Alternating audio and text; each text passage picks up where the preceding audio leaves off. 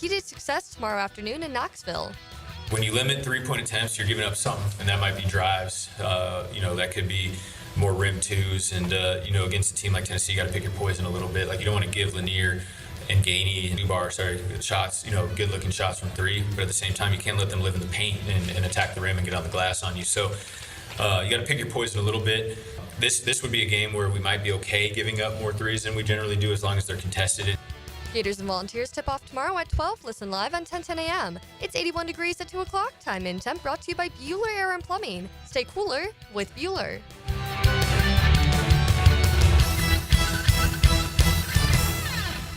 10XL is presented by Farah and Farah, exclusive injury law firm of the Jacksonville Jaguars. Protecting you and your family. Call 396-5555. Jacksonville. Attention.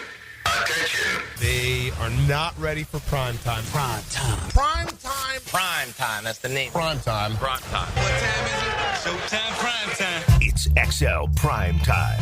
Featuring Joe C. I reduced my toilet paper down to 3 squares. Matt Hayes. Big asses and big thighs, yeah. And Leon Searcy. Bringing you love, peace, and soul. How you like me now? How you like me now? Yeah, we're full of soul now. We are full of soul. It's Friday. It's Friday. Y'all can feel the weekend. You know that. We're going to get you through the next couple hours. A lot of news going on. A lot of news in the city of Jax. Keep it here on the Superstation, 1010XL. It's XL Primetime. I'm Matt Hayes. Joe C. on assignment. We got full boat of NFL folks today. The full house, really, is what we should call it, right? Yes. We've got Leon Searcy, the all-pro tackle. We've got former NFL quarterback Cleo Lemon. Of course, we have our coach, Dave Campo, who is now the Pison on board because of now the new DC with the Jags, Anthony Campanile. Now, were you shocked when that's how the pronunciation went? Campanile? No. His brother's name is Nunzio. That ought to give you some indication as to how it was going to go. So let's dive right into it. I mean, we're going to talk about the DC. We're going to talk with Cleo about how you fix Trevor Lawrence. We're going to get into a lot of stuff on the Jags today. It's going to be a Jags-centric next couple hours. We might hit a little college football as well, but for the most part, it's going to be NFL and Jags. We might even hit the Super Bowl a little early as well. But let's get right into the hire of Campanile. And I said in the crossover with the ladies that the one thing that kind of bothers me, and we talked about this in the pre-show, is if you look at this franchise, the one consistent thing with DCs here, they've all been first-year guys, first time they've been DCs, all the way back to Todd Wash. And the one common denominator with all of them is the defenses weren't that good. The 17 defense was good, but that was just because there were so many dudes on the field. It was hard not to be good. A lot of struggles with first-time coordinators. What are your thoughts on first-time coordinators, especially a young first-time coordinator? Because if I believe it now, he is 42, Anthony Campanile. He will be 43 in August. So he's considered young. You would think, right? What are your thoughts on young DCs that have never had an NFL DC job? Well, I think it's a little bit like our head coach here in Jacksonville. You know, you don't really know necessarily what a guy's going to do, but the body of work has to be part of it. And, you know, you look at Anthony's record, as far as his time in the NFL, he did really well. As a linebacker coach in Miami, and he's done really well as the linebacker coach and passing defense coordinator at the Green Bay Packers. Yeah. So that's got to mean something. You know, there's always a first time for everybody. I thought maybe with the youngness of Liam Coen that he might go with an older guy, but he's going to be calling plays as a head coach. So he's got to have a defensive coordinator that he trusts. There's no question about it. And who does he know out there? He knows a bunch of college guys because he was in college football. And he knows Sean McVay, guys from his tree. Yeah. And that's who he's going to listen to. He's going to listen to O'Connell. He's going to listen to Matt LaFleur, who Anthony Campanile was with. Mm-hmm. He's going to listen to any of Sean McVay's guys that he brings out. that's who he's going to listen to. And obviously, we don't know if he didn't have a personal relationship with Anthony. We don't know that yet. Right. There's not enough out there. He also worked with, I'm losing my mind, the guy you brought up at the Eagles. Vic Fangio. Vic Fangio, who's an old school guy. Worked with him for a year with the Dolphins. Yeah, and I've known Vic for years. My memory's going, but I do know him. And and that's a plus in my opinion, because I think I'm sure he learned some things there as a linebacker coach when Vic was a coordinator. Now, Coach, let me ask you this question. I mean, any concerns on the concept of the defense he's going to run, whether it's more man, more zone, or is he going to work on the personnel maybe in free agency or in the draft to where you get the right people and players in place to run the type of scheme that he wants to run? The one thing I noticed when I looked up his resume was that his defenses, the defenses that he was involved with, now that's not just necessarily him, but they were all high in sacks. You look at Miami over the course of the time there, they were high in sacks. Green Bay's high in sacks. Right. So to me, he understands that the front is important, in my opinion. And that's why a linebacker, one of the things, and I love Jimmy Johnson, and I respect Jimmy Johnson, for example, of knowing his staff. That's probably one of his strengths of anything. And he brought me in a number of times and said, Dave, you could handle the defensive coordinator's job, but I believe that the secondary has so many things to be involved with in the passing game. Right. I just feel like the linebacker is the best spot to be the coordinator. And I believe that's true because they work with both, the front, four guys and the back end guys. Yeah. So they have a better knowledge of the overall scheme, okay? I think the problem with a defensive line coach being a coordinator, and we've had some of those here, is that they are in the same boat. If they don't have somebody in the secondary that really understands the passing game, that they're aligned with, there's an issue. Yep. And when Butch Davis took over the coordinator job with Jimmy after Dave Wanstead left, he was a front guy, except he had me there. Right. And so he was comfortable. Jimmy was comfortable that the combination you guys were aligned. There. Yeah. Exactly. Right. All right. So Cleo and Leon, both you guys, I'm going to ask you this. As players, when you get young guys as coaches, as that high level coordinator coaches, is that an issue, or is that all right? We got a little young juice in here. I would say, me and Coach was talking out in the hallway, and he brought up a great point about one of his former colleagues was saying the generational gap of an old school coach and now coaching this new style of player. Right. There's a disconnect there. And I think now the owners are starting to feel that and see that. And they're going for younger coaches to be able to make that connection, to be able to get the best out of them and deal with all the stuff they have going on the field. Because a lot of times the old school guys, they don't understand, maybe one of his star players has a podcast. Right. And sometimes they give up information during the week on game planning and things happen and they get frustrated. But now you go and get a young coach that understands that. Right. And now he can connect with that player, understand, probably give him a better way of doing things, but not really trying to take it away from him. So I see that's where the ownership is going now. They're going to the younger coaches. But Leon, is there value to deference to an older guy who's been around and done it before? Yeah, but all the coordinators that I've dealt with, whether it be offensive coordinators, offensive line coach, all been old school guys. Old school guys or whatever, except for the exception of Bill Cowart. When Bill Cowart got when he got the job at the Pittsburgh Steelers, Bill was a young coach. Right. I mean, relatively, he was maybe 5 years or maybe 3 years older than some of the guys that were in there. So I mean, he had to tread on.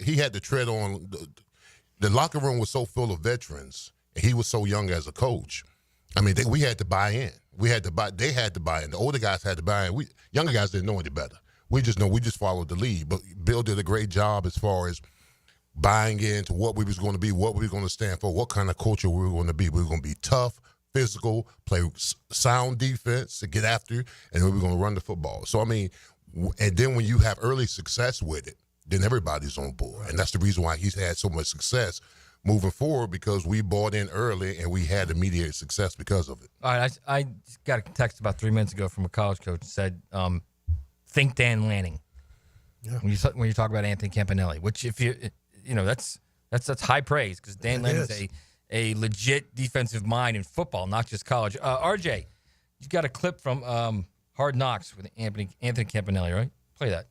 It's going to stop you from doing what you want to do. Everybody understands ass whooping, okay?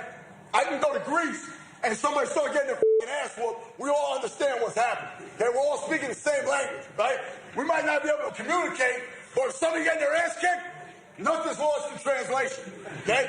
All over the world, they speak ass whooping, okay? To the day you die, okay? So here's what I'm saying. Let's eliminate that factor. They can't outwork you. Eliminate that, and let's see what the happens. Let the chips fall where they may, okay? Let's all just commit to each other. That's what we're going to do. Don't stop throwing punches.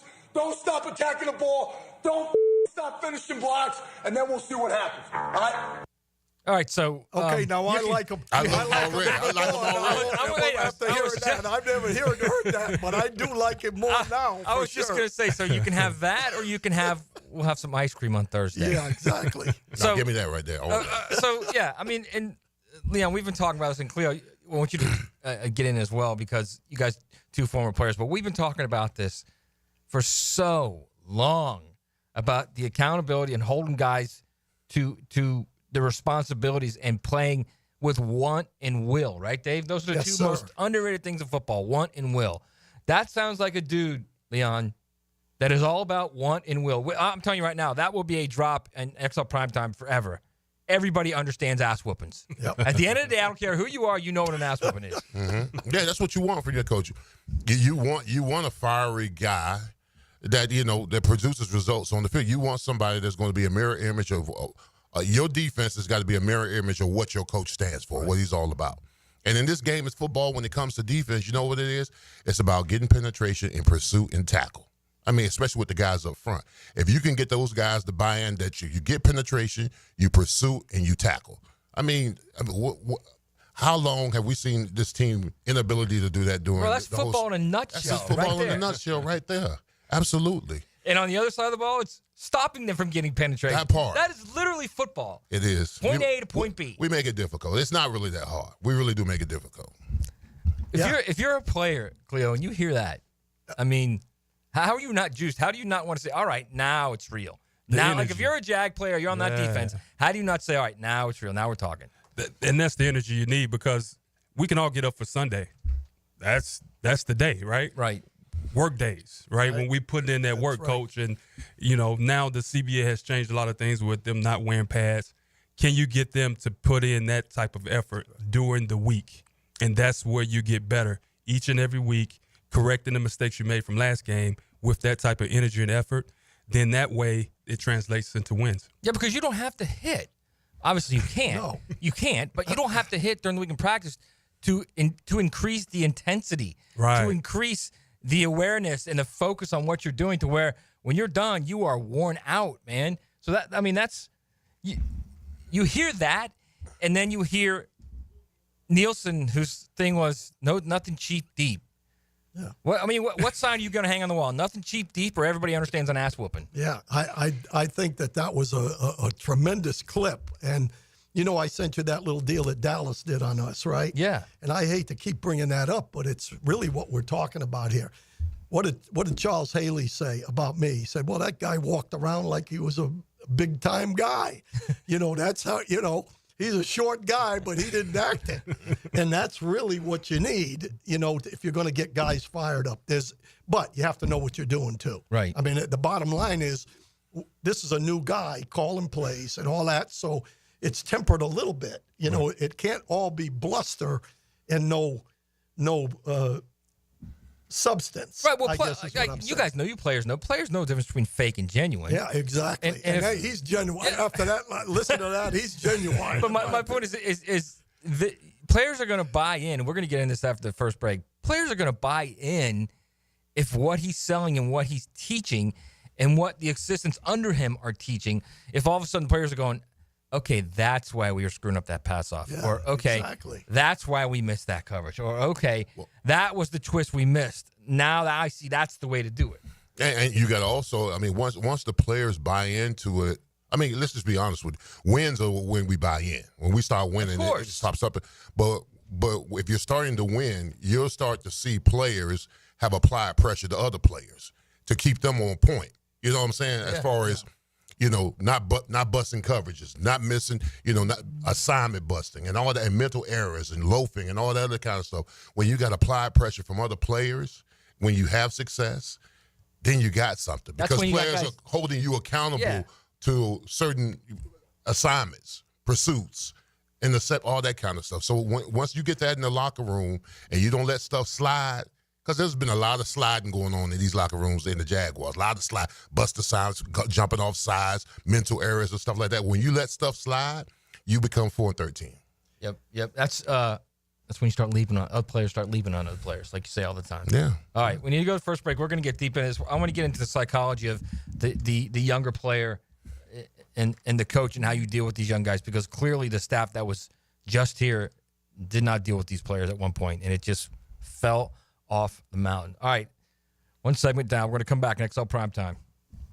Start the day with the best we have to offer. You've got to be joking. Really, they are top shelf talent. They're terrific. Dan Hicken and Jeff Prosser. Look closely, girls. This is what you want to avoid later in life. Weekday mornings on 1010XL. Are you embarrassed by your ugly, cracked concrete driveway? Stop by Stone Core on Phillips Highway for all your outdoor living needs.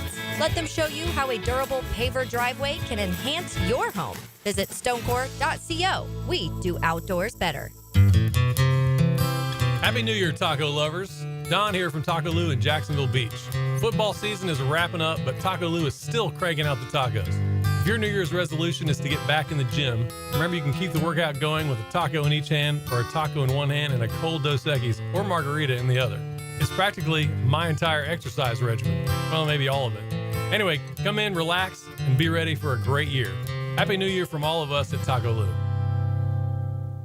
It's playoff time, and now's the time to cash in on the postseason. Joe C for Hard Rock Bet, and the place for all the action during the playoffs is Hard Rock Bet, all the way to the big game. HardRock.bet running new promos every day to start the new year, including football specials, odds boost, so you can make the most of every bet. It's so easy to download the app and immediately get in on the action. Just search Hard Rock Bet. Offered by the Seminole Tribe of Florida. Must be 21 plus and physically present in Florida to wager. Terms and conditions apply. Concerned about gambling? Call 1-888-ADMIT-IT.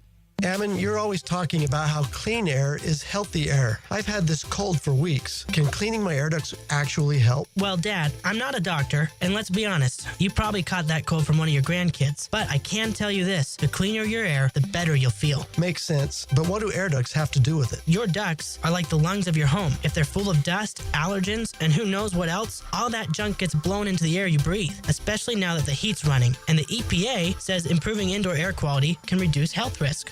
So you're telling me my vents are working harder than my immune system? Exactly. That's why Zero Res is here. We're NADCA certified, and our truck mount system is the most powerful in the industry. Right now, we're even offering $100 off your total for January. All right, sign me up. If it makes me feel better and keeps your mom off my back, I'm all in. Good call, Dad. Zero Res. Spelled border backwards. It's the right way to clean. CEROREC. Zero Res. Clean air, cool air, both are extremely important. Trust Florida Home AC to deliver on both with their Remy Halo, the next generation of air quality technology. Call 777-4300 for Florida Home AC and breathe clean and cool air. Happy New Year, sports fans. Hicken here, and let's keep the skincare talk going while we ring in the new year. You know it's winter, a little cold outside, that sun is still shining, so let's always be reminded to take care of our skin. Beaches Dermatology now has a new location open in Fernandina. So if you live just a little north of Duval, you can now see the pros at Beaches Dermatology without having to make the drive to Jax. Go online to beachesdermatology.com to book your skincare appointment today. That's beachesdermatology.com. The Electric Light Orchestra Experience featuring Evil Woman, the American ELO. A concert celebration featuring the music of Electric Light Orchestra. It's February 5th at Jacksonville Center for the Performing Arts. Tickets at fscjartistseries.org.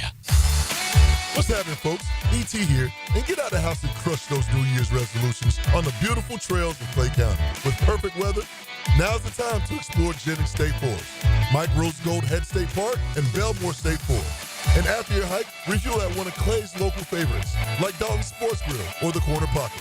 Clay is my home, so I can promise you my people will take care of you. Trust me. Just visit exploreclay.com and share those adventures at #ExploreClay. The Electric Light Orchestra experience comes to the Jacksonville Center for Performing Arts Wednesday, February 5th as part of the FSCJ Artist Series. For a chance to win tickets, text ELO to the text line covered by Lifetime Flooring at 641-1010. Hey gang, Prosser here. If you think you have problems related to the need to sell your home, we have solutions. And by we, I don't mean me. I mean ChadandSandy.com. That's Chad, A-N-D, Sandy.com. Call them today at 904-414-6200. Look, the problems could fall into a variety of areas. Maybe you want guaranteed no-hassle home sale, but don't want to give up hard-earned equity to do it. Maybe you need more space with a growing family. Doesn't matter what the problems are. You go to Chad and Sandy. Those problems are fixed. With all the recent talk about interest rates and economic uncertainty, you may be wondering if now is the right time to sell your home. Will you get the price you need? What about repairs or showings? The good news, you don't have to figure it out by yourself. You call my agents, Chad and Sandy Newman. They will deliver. Your home sold at an agreed-upon price and deadline, or they will buy it. No required costly repairs. Pick your move date. No long-term contracts. The success stories are rolling in from all over town. Find out for yourself. Call Chad and Sandy today. That's Chad, ANDSandy.com. Collisions happen on every play in football. Collisions also happen every day on the road. If you need auto body repair, from a $30 job to a $30,000 job, trust San Jose Collision in Mandarin. Start your new year off healthy and get screened at Ackerman Cancer Center with on-site imaging, including whole body MRI, PET and CT scans, and mammography. Early detection is key. Visit AckermanCancerCenter.com. Instant Keys. You don't have to go to the dealer. Instant Keys comes to you. For lost or broken keys or nearly any make and model of vehicle, call 722-1111 for Instant Keys Locksmith Service. 1010XL is presented by Farrah & Farrah, exclusive injury law firm of the Jacksonville Jaguars. Protecting you and your family. Call 396-5555. Jacksonville. It's Florida Home AC Friday on XL Primetime. Hit the text line with some cool rock requests. Everybody understands ass whooping, okay? I can go to Greece and somebody start getting their ass whooped. We all understand what's happening. Okay? We're all speaking the same language, right? We might not be able to communicate, but if somebody getting their ass kicked, nothing's lost in translation. Nothing's lost in translation. True words have never, ever been spoken. Oh, boy. It's XLP. It's a Friday. Matt Hayes, Leon Searcy, Dave Campo, Cleo Lemon. We're talking ball, man. We are talking ball. We're talking New Jags DC, Anthony Campanile, and the dynamics around the hire and moving forward. All right.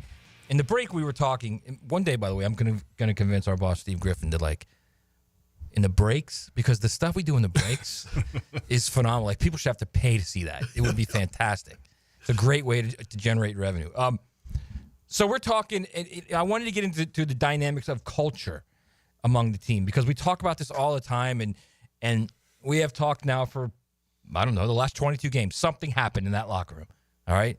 And clearly, those guys were not, let's look at it like a car. They were not firing. Every spark plug was not firing, okay? There was something wrong. There's no doubt about it. So you guys start talking about the little things in camp that let you understand you've got a team that not only is, one, that's buying into everything, but that is literally, like Cleo was saying earlier, focused and going all out. Again, nowadays you can't hit, but that doesn't mean you can't literally be spent after practice because you've completely done everything you can to get better. So both you guys had really good stories. So Dave, start with your story about training camp, because I think we're going to start to find out how real the whole change in the staff is. You're going to see it quickly in minicamp, how they act. Well, energy's the important thing. I'll be honest with you. When I came in here, it was just another day. After listening to that clip right there, you know my voice went up. Right. And it reminded me of a lot of stuff. The hairs on your arm? Oh, I'm telling you. I mean, it's energy. It's just energy like that, right. And we had a training camp issue. When I went back to the Cowboys, our quarterback coach was Wade Wilson, who I love Wade Wilson. He was our backup quarterback. I just love the guy. And we're in a red zone drill, and I'm coaching my tail off. I mean, I'm calling out, trips left, get over there, move over, and I'm coaching, okay? In the middle of play. Yeah, and pre and yeah. And we go through the period and everything, and we had and then of course when we did something, I went crazy, when we knocked the ball down or whatever, I was over there like it was real deal. It's game day. And so we got into the hotel that night to go to our meetings, and Wade came over and he said, hey, you're calling out plays and doing all this stuff, whatever. Well, I went berserk. I said, you got to be kidding me. I said, are you kidding me? You think we're going to let you come in and beat our tail in the red zone? No way. And it was an actual altercation. Except you had more of those Campanile verbs. Well, I did have a few of those, but on the radio, I've already gotten myself in trouble a few times on the radio. But all I can tell you is my point being that practice, Leon says it all the time, Cleo said it a minute ago, it's easy to get up for game day. Mm-hmm. It's hard to get up when it's about the 15th day of training camp, and you better have some energy going on in the coaching staff, and that kind of fired me up what Campanile did right there. Now, there's got to be substance to it, as I said earlier. Right. There, and I think he's got a pretty good background, so we'll see what happens. All right, so Leon, you heard Campanile, and it brought you back to a classic moment for you with the Steelers. Yeah, well, when I was with the Steelers, you build culture in training camp. That's where you build culture because you don't like each other. All right, the offense is not supposed to like defense. All right, we hate each other and we compete. Listen, I had to be in the huddle and hear Greg Lloyd and Kevin Green say, "Offense, don't bring that crap over here all day, baby, all day." I mean, that fired me up.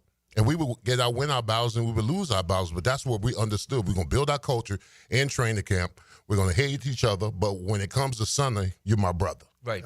And, I had a situation where as I got older now, when I was a young puppy, I wouldn't do this. When I was a little bit more established, our defensive staff was Dick LeBeau, Don Capers, and Marvin Lewis. So Don was the DC. Don was the DC. Dick LeBeau was the secondary coach, and Marvin Lewis was the linebackers coach. And it was during training camp, and I just peeked my head in the defensive meeting room to see what they were doing. They were all on the board, and I walked in there. I said, "Hey, Coach," I said, "What you over there scheming up?" He said, "Something to kick your ass with tomorrow." I was like, "Okay, all right, that's fair. That's fair." It got my juices flowing. Got it real quickly. Yeah, it got my juices flowing because, you bring your stuff tomorrow, then we're going to bring our stuff tomorrow. But then that combativeness, that aggression, that getting after each other, that's how you build a culture of a team. You get after each other. Don't be slight on each other. Don't be out there brother-in-lawing. You know what's funny, Cleo? And you guys can all answer this before we get into this cut from Liam Coen about culture. But the one thing I always thought was odd in the last, 4 or 5 years, at Jags training camp, no fights. No fights. Guys aren't fighting. How can there be no fights? If you've got guys you're banging against for 2 and 3 and 4 weeks straight, I think fights are a good thing in camp. No. There's no struggle. These players don't struggle like we had to. I know, but my point is, how do you not fight? They don't struggle. Fighting. They don't struggle like we had to. And I don't want to be the old man, singing off my lawn, but I'm just saying. Yeah, but you are the old man. I am. But Absolutely. You know what I mean, right? There's got to be fights. Yeah, because, in our training camps, we fought all the time because we got sick and tired of looking at each other. And I don't mean just like pushing. I mean fights. Yeah, well, they love each other. Throwing each other, throwing punches. They love each other. Because at the end of the day, you break up and you say, all right, we're on the same team. Well, if you look, let's move forward. Half the time when you look at the guys, there's so much downtime. These guys talking. Right. Yeah, there's downtime, guys waiting in line to go up. I was confused. I was confused when they were doing drills, and there's a long line to do drills, and the other guys back there, at the watering hole talking about what happened this. I said, man, you got to be kidding me. Yeah. Why aren't there constantly moving parts? But it was a little different for you as well because you was doing tour days. Yeah. They don't do tour days now. No, there's no struggle. That second practice in pads, they don't experience that. They don't condition either. They don't condition? No, they don't condition. They run striders. But when you were a player, couldn't you tell fight's coming? I'm telling you right now. In the locker room you could. Because when you were in the locker room getting ready, today if he said something to me, I'm smacking fire in his mouth. That's what you would hear in the locker room before you went out there, because it was always beef. Right. Somebody was battling for a position. Somebody wanted more playing time. It was always something at hand. It was always something you had to go out there and compete for. Did you guys know as a coach, Dave? Like, did you know? All right, be careful because I got a feeling there's going to be some tension today. Yeah, I mean, listen, and these guys can attest to this, both as offensive guys. If the defense won that day, you better be ready the next day on defense because they're coming out and they're going to attack you. Okay, and it's vice versa. But if the offense won, you know the next day it's about to be crazy. It's getting on. If the offense goes out and gets the best of the defense, the next day it's crazy. Listen, here's the thing. Here, and let me just finish with this and whatever you're going on to. All right. I often say that the kids are different today, with all the media attention and all this stuff, right? But the competitiveness of these kids are the same. So if you bring competitiveness to every practice, they're going to react the same way, in my opinion. Now, how you handle them with the podcasts and all that other stuff, I'm not sure I can handle that. But the competitiveness, if you breed competitiveness, Deion Sanders and Michael Irvin, they only win against each other in one-on-one. Period. They didn't fool around with a guy that was a backup receiver or DB or something. Compete. Right. Make them compete. And that's bred in the coaching staff. You know, here's how we're practicing today. Right. You know, and that's all part of it. All right, RJ, we got something from Liam Coen last night at the event, the Meet the Coach event, where he's talking about building culture. Let's hear that. Education, right? How much can we educate these guys in this off-season program and show them what it's like to truly go win championships? And that's our job, right? We can't go out and show them out here in the off-season. We have to show them the tape. The tape doesn't lie, right? So how do we go and show these guys what it looks like to go win a Super Bowl, right? In a 2-minute drill to go do it. That's the type of things that builds culture, but they've got to go see it with their eyes first before they go do it and get the muscle memory out here. See, I got to tell you, man, and this is just me. I didn't play in the NFL.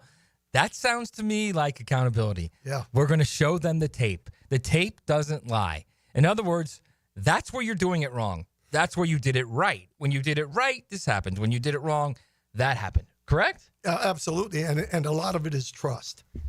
That's how a guy buys in, is if he trusts you. And that part of it is got to be shown to them, you know, with the way you operate. And so that sounds good to me. I mean, accountability. That's hard coaching. I said earlier, give me, who do I want as a head coach? Give me a guy that believes you win up front. Give me a guy that's accountable, and give you a guy that is competitive. That's what I want as a head coach. Cleo, I mean, as a quarterbacks are coached harder than anybody. Right. There's nothing wrong with hard coaching, right? Not at all. I had the fortunes to be able to do internship with the Steelers, coaching internship. So I got a chance to see Mike Tomlin live in person, even though I had already had a relationship with him.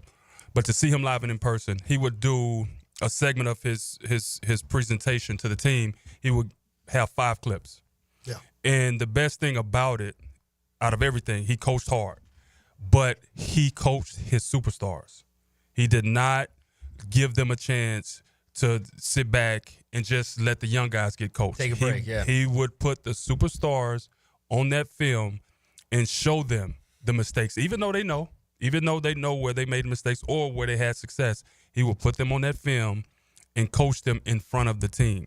And that was something that built his credibility and also the culture and the standard, as he always says. I like that.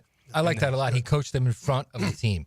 That's really, that's what I was talking about, Leon. That's really what the concept of what I've been talking about now for 6 or 7 months that Joe always disagrees with me. You got to hold these guys accountable, man. And I've said that, if you're the coach, you got to go up to the podium and say, look, we're not doing this right. We're not doing that right. This is the problem. And you guys said you can't call them out, and that's fine.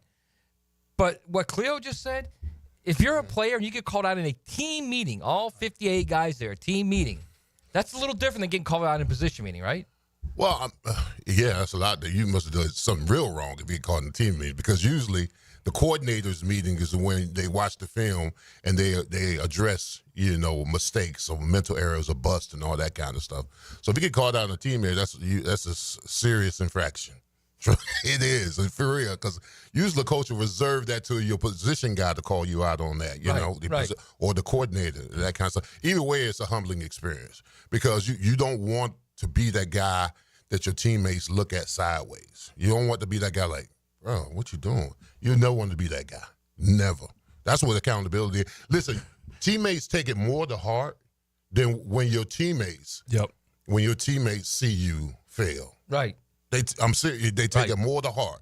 So they take it a lot more personal. But it also makes you want to sharpen what you're doing as well, right? Yeah, you always say, if it's just your position coach that's telling you that, but it's upsetting. But if it's in front of the whole team, yeah. Well, I always don't let you be the problem. Don't let you be the problem. Right. Yeah. Always. All right. We need to go to break. We're going to get further into this.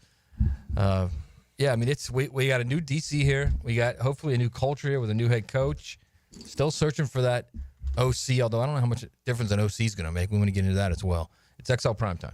1010XL is your home for Jacksonville University basketball. The division-leading Dolphins splash into Swisher for part 1 of the River City Rumble. JUUNF, Saturday at 6 on 1010 AM. Rev up your life with luxury at Vaughn Motor Group on San Jose Boulevard. Right now, used car prices are 12% lower than their peak in April of 2022, making this the perfect time to drive home in a dream car. Specializing in luxury used vehicles, offering you elegance at prices that are finally coming back down to earth. See special listings in the newspaper every Saturday or online at vaughnmotorgroup.com for a complete inventory listing. If you can dream it, you can drive it at Vaughn Motor Group. I'm Chris Campione. Auto accidents can leave you feeling lost and overwhelmed. But at Campione Law, we're here to guide you with a personal touch through every step of the process. We don't get paid unless you get paid. CampioneLaw.com. Count on Campione. Campione Law. It's a winter wonderland of big wins at Best Bet Jacksonville with our Winter Open Poker Tournament taking place now through February 2nd. Don't miss the action. Join us for your share of the ice-cold cash. With 8 series events and $500,000 in guarantees, the action is on, with satellites taking place daily into the championship main event. Visit bestbetjacks.com for more details, and we'll see you at the Winter Open. That's bestbetjacks.com. The Florida Forum welcomes best-selling author and journalist Carl Hiaasen, February 12th. Funds raised go to a Kids Care Mobile ICU, a neonatal and pediatric critical care transport vehicle. Kids Care vehicles and helicopters safely transport more than 2,200 infants and children a year to Wilson Children's Hospital. Get your tickets at thefloridaforum.com or call 202-2886. 202-2886. Blue here for the Blue Crab House, located right off of San Jose. It's on Jewington Creek Road. They've been around since 1996. Indoor-outdoor dining. Also, takeout is available at the Blue Crab House. Open 4:30 to 9, Tuesday through Saturday. Sunday, noon until 9. Remember, Tuesday, $2 margaritas. Wednesday, $1 oyster night. How about the blue crabs? How about my personal favorite, the Canadian snow crabs? Whatever it is that you fancy, you get it right there. The Blue Crab House. This Date in Sports History is brought to you by Southeast Orthopedic Specialists. On January 31st, 2009, at the Australian Open, sensational tennis player Serena Williams wins her 10th Grand Slam singles title.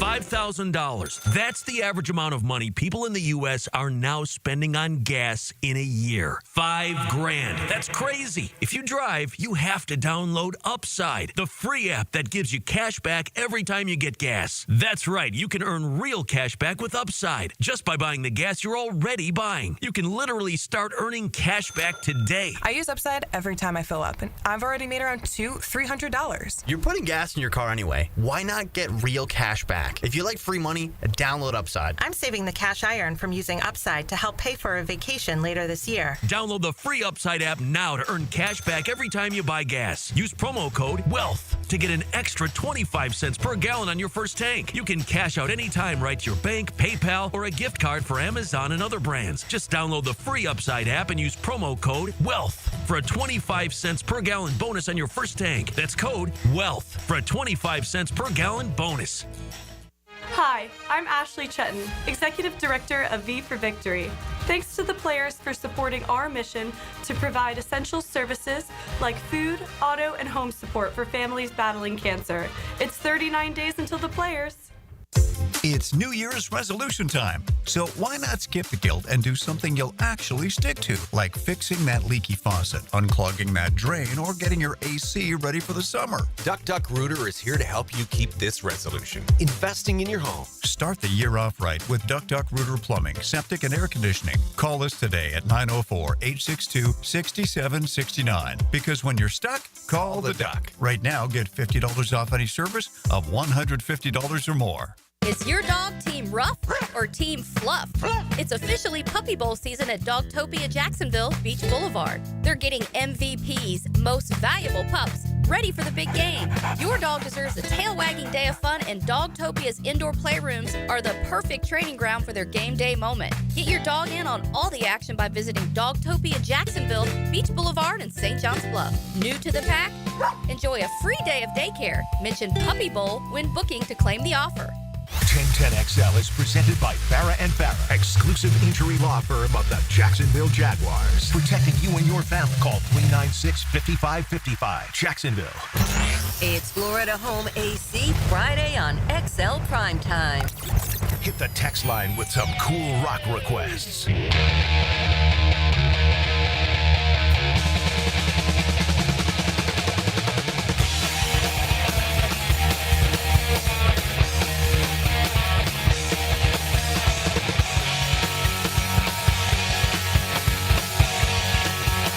Good feeling. Keep that going, RJ. Then Anthony Campanile. I keep going with it. Anthony Campanile. Well, you got Campo in there. You got do. that on your mind. I think he's listening to Lemmy. There's no doubt he's listening to Lemmy before his life. No doubt about it. No doubt. I like it. No doubt about it. Okay, we're going to get into a little bit more of Anthony Campanile. All right, but I also want to talk about the one major hire still have to go. He's got a lot of hires on the coaching staff to go. Liam Coen does, but the offensive coordinator is certainly a big deal. We've talked about it already a little bit. Clearly, he will be calling plays. He being Liam Coen, he will be the quarterback's coach. He'll have a quarterback's coach. He's going to work with Trevor Lawrence. There's no doubt about it. He will be hands-on with Trevor Lawrence. He's going to be at the forefront of what they want to do schematically, offensively, but he will hire a coordinator. And he spoke about this last night at the Welcome Coach event. RJ, play that. There's a core foundation belief that we want to play with. We want to be fast. And what does that mean? That means, hey, fundamentally sound, attacking, situational masters, and tough, both mentally and physically. What does that look like? I can't tell you. Hey, we will be in 11 personnel, 12 personnel, 21 pony personnel, and be able to mix this thing up so we can. Defenses aren't going to get a beat. We've got to be able to do those things to give our players the best chance. All right, so knowing all of that, what he just said there, Dave, I like that. I like the sound of that. I mean, honestly, everything he said, other than Duval, yeah, right. Everything Liam Coen has, he won the press conference. Everything that Liam Coen has said, seriously, has just been spot on, man. From the very beginning of we're building inside out, we're starting with the offensive line, all the way to accountability, to you're gonna watch tape, we're gonna show you how to do it right. Which, if you read between the lines, that's we're gonna show you what you're doing wrong. And you're going to be accountable, and we're going to show you how to do it, and we're going to be accountable to you because we're going to make you the best player. I love this. I love this. So now the next step is the OC. What does he have to do, you think, to continue not only the momentum of, the hiring process, but to get the right guy to help him build out what he needs to do on offense? And by building out, I mean not just the offensive line, not just the skill guys, but build out Trevor Lawrence both mechanically, emotionally, physically, everything. And Cleo, obviously, you as well. What do you think, Dave? Well, the first thing I would say is, and Cleo and I were talking earlier, I think the offensive coordinator coming in has got to be number one. It's got to be his guy for sure. It's got to be the guy somebody, he knows. It's got to be somebody that already have a trust factor and have the same philosophy as far as what's going on, and that's number one. And I've never been with one where the head coach called the plays. It's been the offensive coordinator that's called the plays. But to me, this coordinator, when you're calling plays as a head coach, you're going to be involved pretty darn heavily. But some of the install is going to be done by the coordinator. So it's got to be somebody that has the same philosophy going forward and how they handle team. They're in front of the team, maybe more. In front of the offensive group, maybe more than the head coach in some ways.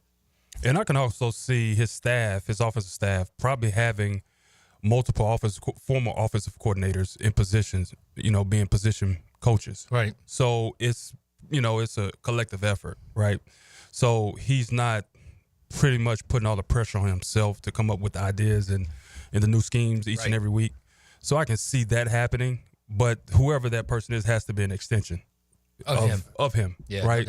They have to be able to speak the same language, and they have to, been around each other to know each other and feed off each other. And once he's in front of that team, he's the voice of the offensive side. So when the head coach is off doing whatever the head coach duties are, you got to have that trust in the room. And I can see multiple former offensive coordinators in that room. Leon, in Tom's early years, he didn't call plays. Chris Palmer was calling plays at some point. Kevin Gilbride earlier as well. But there were times when he would step in, right, and say, "Let's do X, Y, and Z." So I guess the question really is he gave those guys the framework, the studs. Here's what I want the offense to look like, and then they filled in the drywall. Yeah, that's what Tom did. He gave them the framework of what he wanted the team to look like, and Tom was very frank. He structured the team to beat the big man on campus, which was the Steelers. He was building the team because the Steelers at that particular time were in our division. They were the big dogs, and he was like, "Listen, we're going after them. We're coming after them." He wanted to build a team in the framework that would stress them offensively and get after them defensively. That was Tom. That was his whole vision, and he accomplished that vision. I mean, we had to, we got to a point where, dare I say, own the Steelers. And that's not an easy task now. Because early on, we took our whoopings when we went to Pittsburgh. But then we had built. He had the framework of how he wanted to run his offense, how he wanted to structure his defense, and to the point where we started going there and beating them and winning the division. So yeah, you've got to, in my opinion. I mean, no one wants to say it, but you got to build. Everybody's chasing the Chiefs. Everybody's chasing the Chiefs. You got to build a team to beat them. The bottom line, you got to build. When you were saying that, I was thinking the same thing. You got to build a team to beat them. That's or you're going to be, you're going to be second place. Ricky Bobby, if you ain't first, you last. Right. All right. So Dave, then you would expect that early on with OTAs, minicamp, when they're installing the offense, he's going to give them the framework and say, this is what we want. And he might even just take the Bucs playbook and say, this is what we want. Right. And you guys fill in what you think could help, right? Yep. Is that what you think? Yeah, and I think what he'll do is he'll have clips from, and this is about business here. He'll have clips from Tampa Bay. And here's what the play should look like. Here's how, what we're doing here. Here's what you have to do. Pointing to the offensive guard that has to pull on this particular play. He'll have clips, and he'll show those as he's installing, in my opinion.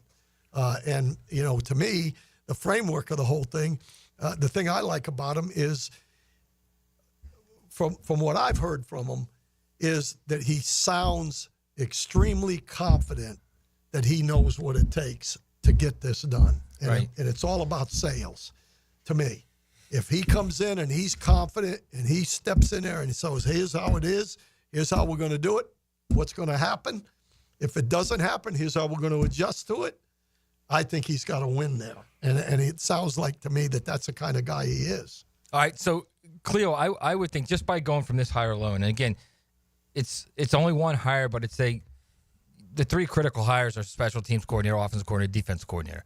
So we've already seen the special teams coordinator he retained. The defensive coordinator, he chose a guy who's never been in DC before, Anthony Campanile. Do you expect him with his OC? Because Dave has talked about this earlier in the week that he doesn't really know many people in the league. So would you expect this hire, the OC hire, to be another one of those young guys who maybe hasn't been an OC before? It could go either way. I can see him probably tapping some bright, up-and-coming offensive coach to be his next offensive coordinator. Someone he thinks highly of with his creativity, his communication skills.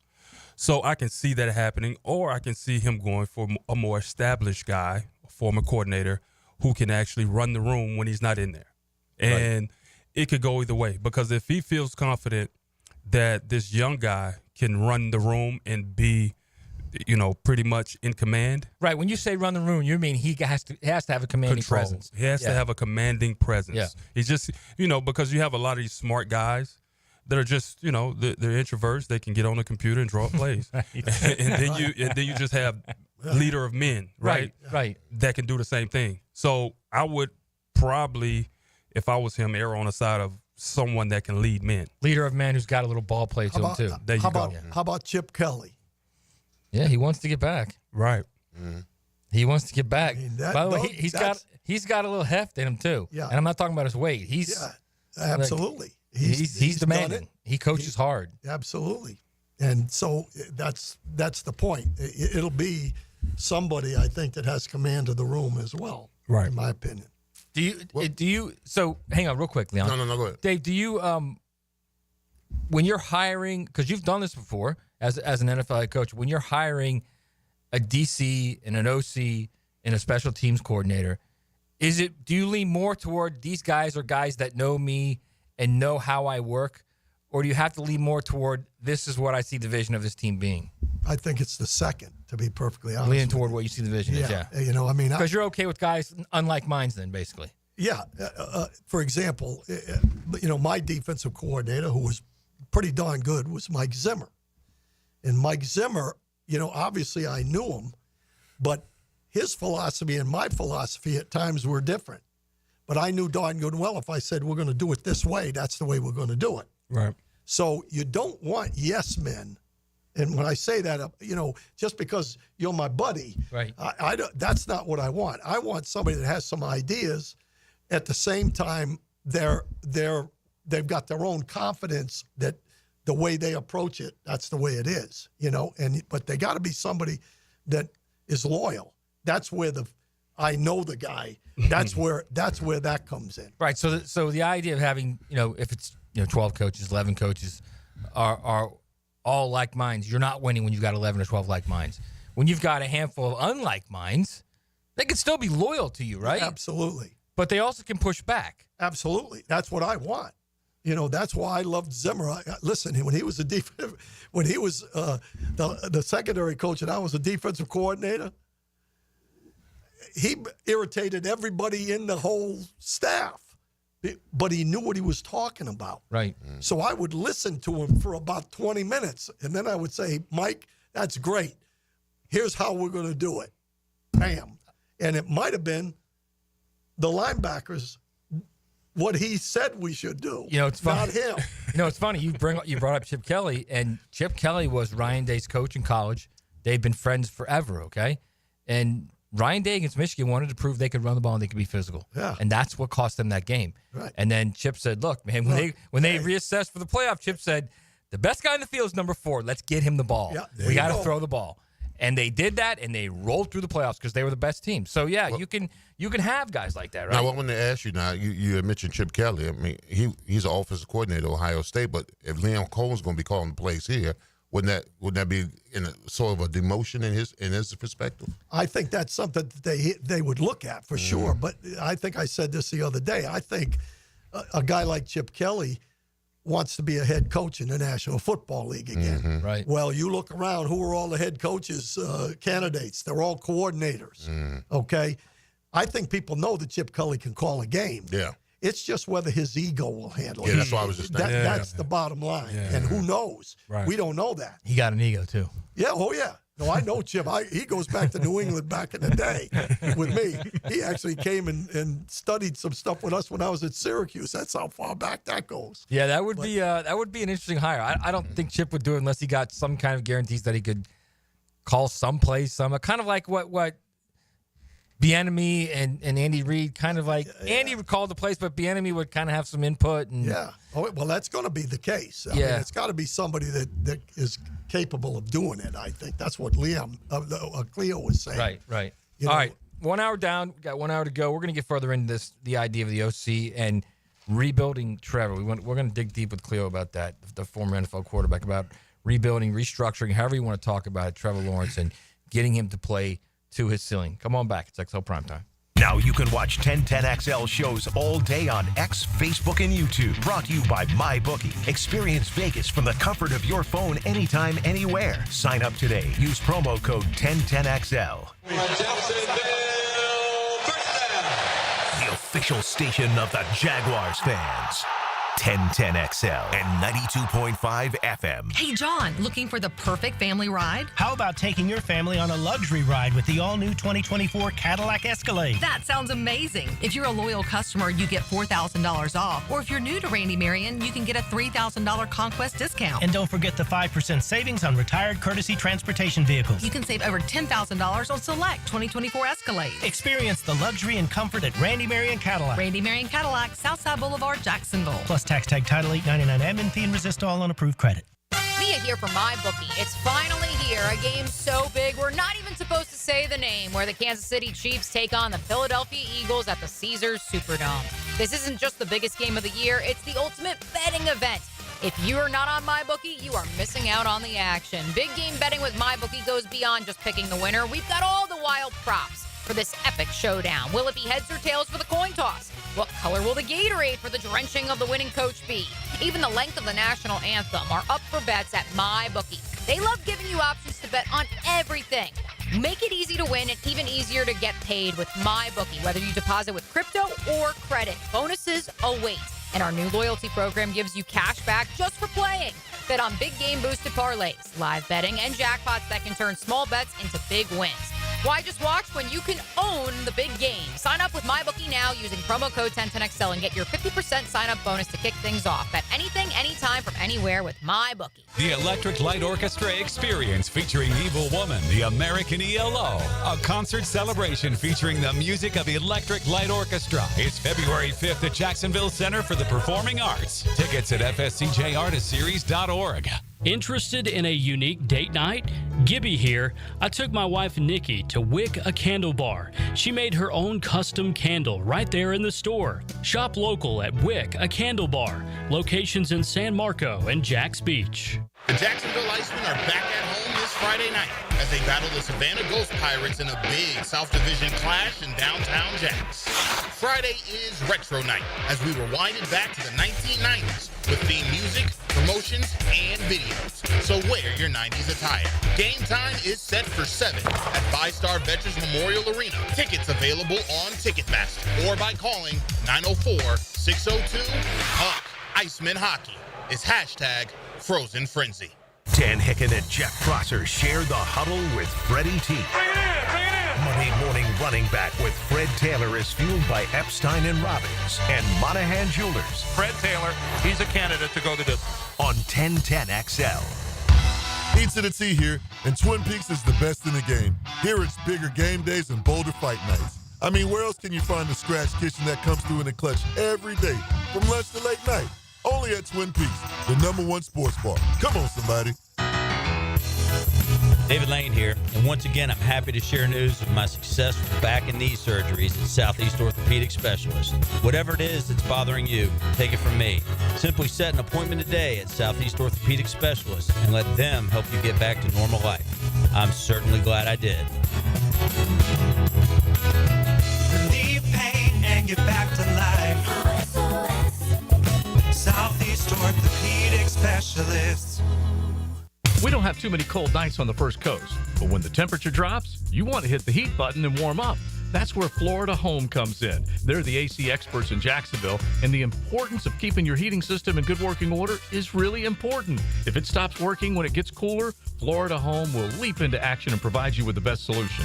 Heater and heat pump repair service and new system installation. They do it all. Just call Florida Home AC at 877-4300, the official heating and AC partner of the Jaguars. Home of the Jaguars. WJXL AM Jacksonville Beach. WJXL FM Jacksonville Beach. The housing market is as busy as ever on the First Coast.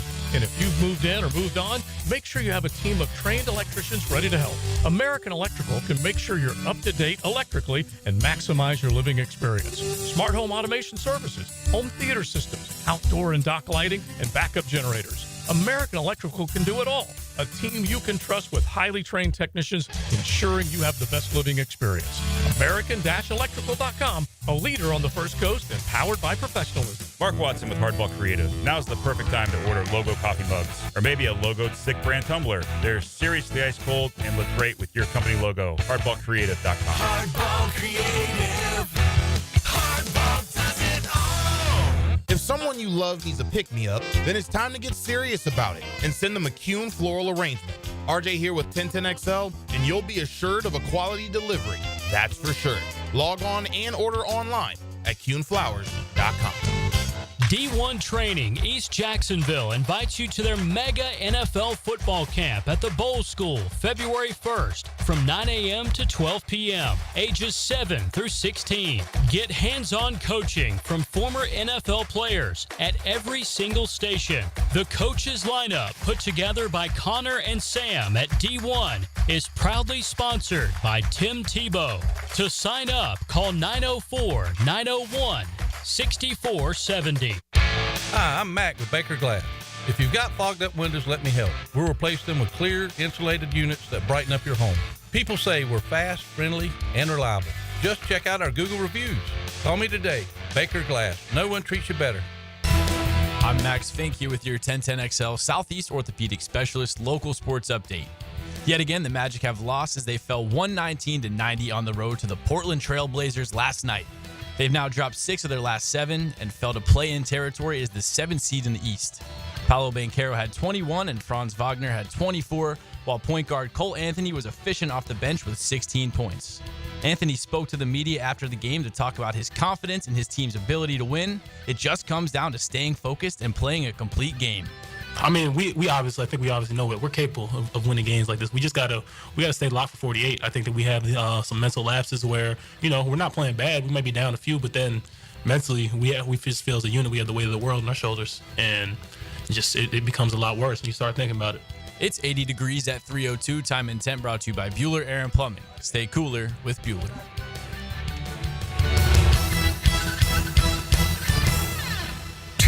XL is presented by Farah & Farah, exclusive injury law firm of the Jacksonville Jaguars. Protecting you and your family. Call 396-5555. Jacksonville. It's Florida Home AC Friday on XL Primetime. Hit the text line with some cool rock requests. Well, I'd like to hear some suggestions real fast.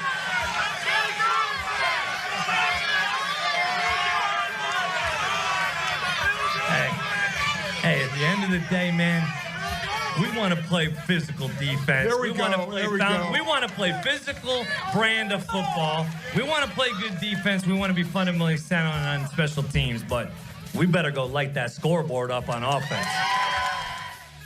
That just happened. Brought to you by Florida Home AC, the official air conditioning partner of the Jacksonville Jaguars. All right, we're going to get into Howdy Doody. He sounded just like Howdy Doody there. I swear he did. We're going to get into that because that's a great statement that you guys have been buzzing about during the break. Real quick, away from the Jags and the NFL, the ACC and ESPN have agreed to extend the deal to 2036, but some news came out of that as part of the new deal that extends through 2036, it's really just the ACC accepting the option to keep the ESPN accepting the option to keep the ACC. Notre Dame will play a rotation of 2 out of 3 of Miami and Clemson and FSU every year. Wow. Every year. How about that? Love it. So the ACC's going to get some big games. Embrace the hate. That's what they're looking for. Yes. They're looking for some big games. All right, and speaking of big, so that was Liam Coen. And I swear, the first 5... RJ, play the first 5 seconds of that, just like the first 5 seconds, where he speaks.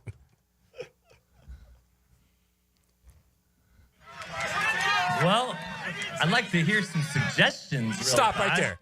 That's howdy. Is that not howdy doody? Seriously. I mean, I'm just playing, but wow, that's So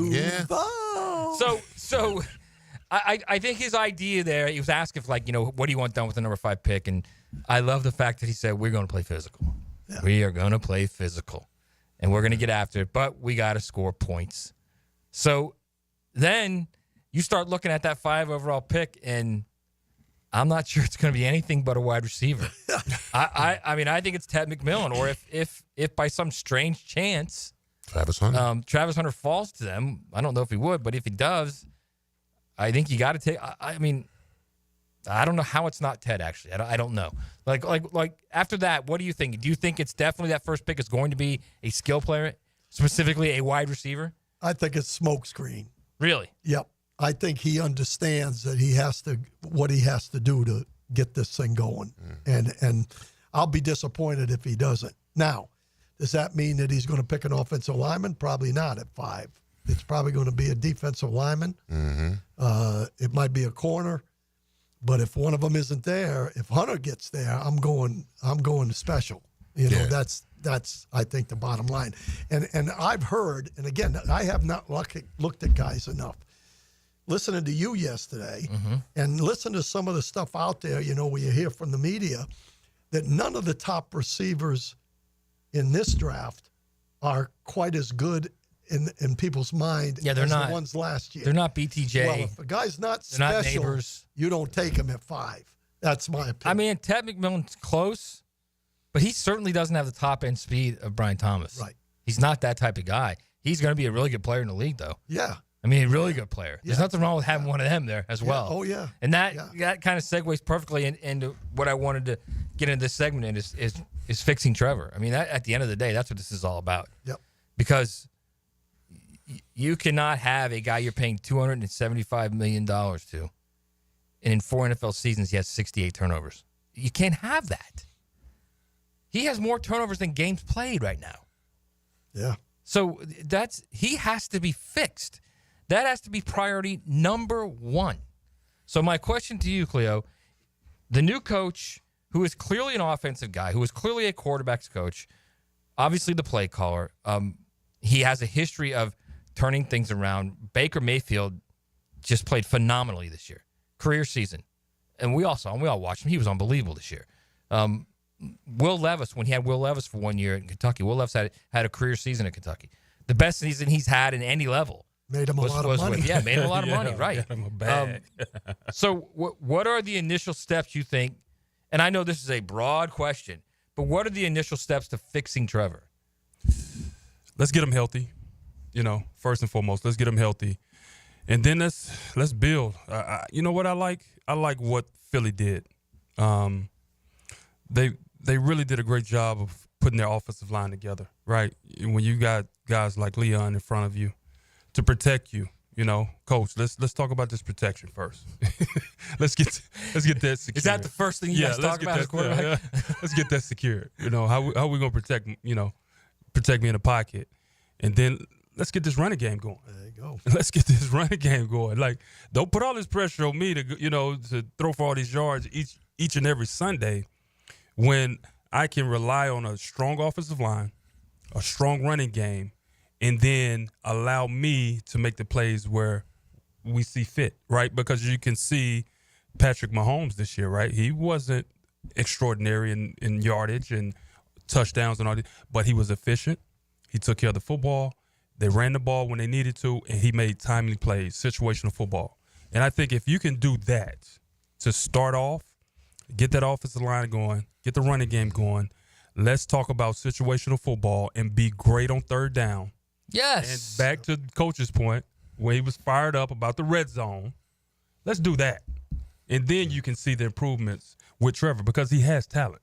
So I these guys, I'm sure you listen. These guys give me so much good to say. I'm protecting Trevor. It's if you can put an offensive line in front of him, you will see a dramatic difference in the way he plays. That's number one. Number two, Dave, to me, okay, I look at this thing and I see number one is offensive line. Number two is 3rd and 6. Complete the pass. It's 3rd and 6. You got to get 6 yards. Everybody knows how to get 6 yards in the NFL.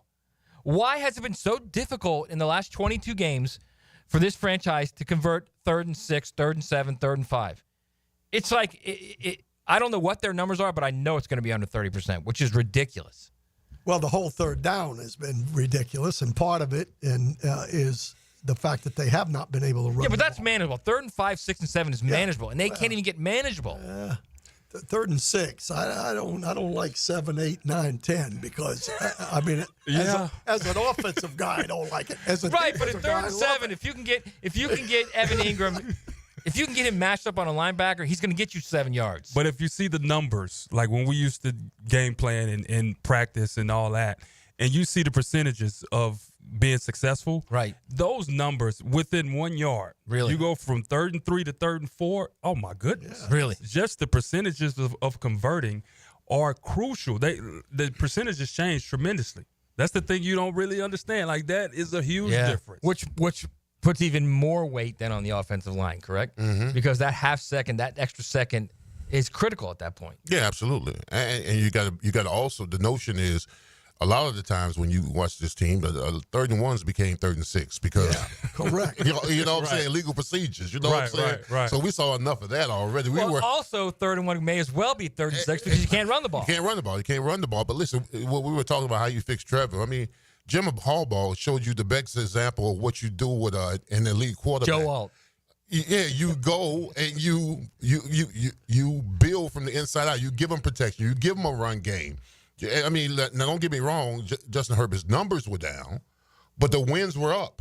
Yeah. You know, I mean, his numbers were actually increased this year. He had a much better year. Well, I'm just saying, I mean, his first year, he threw, 37 touchdowns from his first year. They were down. Yeah, they were down from his first year. But this year, I think he threw 23 and 9 or 7 or something. He only threw 4 picks. Yeah. He threw only 4. He threw 3 and then 4 in the playoffs. He had 23 and 4, and he threw 3 in the game. But I'm saying, Jim Harbaugh, sure, you go from 4 and 8 to making the playoffs. And how did you do that? How did you help your quarterback? Well, you gave him a run game, you gave him offensive line, you gave him play action. I mean, the same thing can happen with Trevor. I keep saying, Trevor's best friend this year is a run game with a solid offensive line. That's his best friend. Everybody wants to see Trevor throw up 40 and 9. That's not going to happen. Mm-hmm. But if Trevor gives us 27 and 6, would you take it? I'll take it all day. With a run game and the offensive line. 27 and 6 with an offensive line that can run the ball and is efficient on 3rd down and in the red zone. Every fan to see we doing backflips for 27. So that's what I'm looking for. I mean, listen, I'm not trying to. I don't need Trevor to throw over 35 touchdowns a season. I need Trevor to throw for about 25 to 28, can run the ball, is protected, and can score in the red zone and is efficient on 3rd downs. That's what I need. Yeah, but that'll change 4 and 13 to 12 and 5. I don't know if the team is 12 and 5. But well, it'll definitely change it to 9 or 10 wins. Yeah. Harbaugh went. How many games Harbaugh win this year? 11. Yeah, they went from 4 and 13, and they went 11 and 6. Yeah, I'll take that all day. Yeah, the way he built it. But how many of us knew that when Jim Harbaugh came in, he was going to turn that whole culture around? It's funny. What you said was, look, all we got to do is get an offensive line, get a running game, and be good on 3rd down. I'm like, okay. Didn't happen. And not only did they not happen in the last 22 games, they were gigantic problems. All 3 of those, right? The only thing he didn't say was affect the quarterback. Right. I mean, so that the back end is halfway decent, you know. I mean, there's a lot going on both sides of the ball. But the reality is, if he took a guy who's a tackle at 5, would anybody here be upset with that? Seriously. If you took an offensive tackle, the best tackle, say he takes Will Campbell at 5, would anybody be upset with that? You know, there's a guy at the Senior Bowl right now, or the Shrine Game, I forget. They were talking about this earlier, about the fact that the guy is a tackle, and then at the practices, he also moved over to center. Kelvin Banks, from Texas? No, is it the kid from North Dakota? He's a kid from North Dakota. State, yeah. Okay? Yeah. So my point is, you heard me say that Paul Boudreau, who was a line coach around here and a good one in the league for a lot of years, said, give me 5 tackles and I'll teach him how to snap. You know, it's kind of the same thing. Are you going to take Greg Zabel from North Dakota State with the 5th pick overall? Is that what you're telling me? No. I'm just saying in general. Although he's moved in the first round now, apparently, to a lot of drafts. I'm just saying in general. I mean, I'm just saying that no one would probably be upset if we took a tackle with the 5th pick. Right. But historically, the guy's got to be the greatest of all time for an offensive tackle to go in the first 5 picks. Right. Which we talked about yesterday. So, to me, again, I don't know what he's going to do, but I do know that I'm counting on that he understands that the front on both sides of the ball is the number 1 fix. But is it number 5? I don't know that. Does he take the running back from Boise, Ashton? At 5? At 5? I don't think you take a running back. Is he that good? Yeah. I think he's good, but I don't think you take him at 5. Yeah. I don't know. He's good. He's going to go to Dallas probably around number 10 or 9 or something like that. Let me ask you this, Cleo. I think they feel like they've got the tackles figured out, and you do too, right? You think Walker Little and Anton Harrison, they've got it figured out there. Well, they're at least serviceable. You don't have to be serviceable. Yeah. You don't have to worry about them. You don't have to be the greatest of all time in the front. You just have to be able to do what they're asking you to do, and I think what they're asking him to do is going to be the difference. Right. All right. So this is what I wanted to ask you, Cleo, being the only quarterback here on the set. The tackles, while important, the middle 3 in pass protection is so undervalued, I think, that we all focus on the tackles. Oh, you got to get tackles. You got to be able to protect your quarterback. The middle 3 now, specifically recently in the NFL, the way they're running games on the defensive line, the way they're twisting, the way linebackers are running different twists and blitz packages, and the way you're bringing guys, safeties off the edge into the interior, it's all about trying to expose the interior. Yeah. Well, if you look at the Super Bowl teams, you look at Jalen Carter and you look at Chris Jones. Those 2 guys affect the game in a major way defensively. So, to your point, you got to have someone to control that. Because when you control it from the middle of the field, that's what happens. You end up winning a lot of games. And you find those 2 teams that are still left for the Super Bowl, they got 2 amazing interior guys that can affect the game. Both those middle 3s. The middle 3s, the Chiefs and the Eagles run. The reason why they're so troublesome is because you can't single block them. Right. So now if you can't single block them, now you can blitz. You can blitz linebackers because those 2 guys demand 2 guys to block. Right. Yeah. And if you leave them on single, you're in trouble. I have yet to see a guy go up against Chris Jones or Jalen Carter that can effectively block him one-on-one. You guys commandeered my point. My point actually was, you look at the Chiefs and the Eagles, their middle 3 on the offensive line, stout. Both those teams. Yeah. So, and to you being the quarterback, Cleo, is when you're getting a rush from the edge, you can still move up, move to the side a little bit, and set, and still be framed to make the throw. Or can you? When you're getting the rush from the middle, where are you going, man? Yeah. You're automatically going out, right? Yeah. Which means you're throwing on the run, which means you are not framed and you're throwing off balance. You're finding a comfortable seat on the floor. That's right, or that, right. Or it's, you know what? Or it's first down up to 3 against the Browns. You got 96 or 7 yards to go, and the first play you get sacked and game over. Yeah. That's a major point. That was kind of my point. Was I think it's very undervalued, the middle 3, because obviously it's run game, but I think pass blocking now, specifically in the last few years with the way defenses are starting to attack the middle, Dave, right? I agree. Yeah. I mean, I think they're all important, but I think that's the ability of the quarterback to step up. And you also see the defensive schemes now when they mug the linebackers. It's a lot of that goes on with that A gap, and even if they don't rush, they want to hold that guard, right? Right. So to Leon's point, to where he cannot help. He cannot pick up. He cannot pick up that outside edge when they bring that pressure. So they do a lot of schematically to really mug those A gaps, especially with a defensive tackle that's disruptive. They don't want a quarterback stepping up. They want him stepping out, correct? Absolutely. Yeah. So, I mean, I mean, it's obvious what's important right now. So you can't just say, well, we got 2 good tackles. We're good with the pass pro. No, you're not. If I could ask everyone on the panel this before we go to break. So I know we've been talking about the offensive line, also been talking about the defensive line and getting big guys. You also hear Liam Coen talk about that we need guys to light up the scoreboard. Do you believe that we have enough right now, offensively, weapons-wise, to light up the scoreboard? Or are you going to have to spend some money in free agency trying to find a guy or guys offensively that can light up the scoreboard for you? Like if a T. Higgins is there, are you breaking the bank for a T. Higgins to pair him back up with Trevor? Or are you trying to find a lesser-known guy that could probably be more useful in this offense and for Liam Coen to help light up the scoreboard this season? I mean, I can start out by saying I think the first thing he's going to do is say, what can we do, Trevor? What do you want? What do you need? If he's smart, that's what he'll do.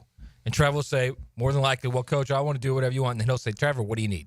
And then he'll tell him, we need X, we need Y, we need Z. And then that's where you go. Would you imagine that's how that conversation is going to go? Yeah, and I think they tried to do that with Gabe Davis, but it didn't work out. Now, it might work out next, because next time around, right. He was a factor for Buffalo. He was not a factor for us. So, in answer to your question, RJ, we've got serviceable receivers with one guy that's got a chance to break the bank, and that's Thomas. I think Kirk, when healthy, is more than serviceable, but he can't stay healthy. Yeah, right. Well, listen, if Trevor, if they asked Trevor what you need last year, he said Gabe Davis. He don't get no more.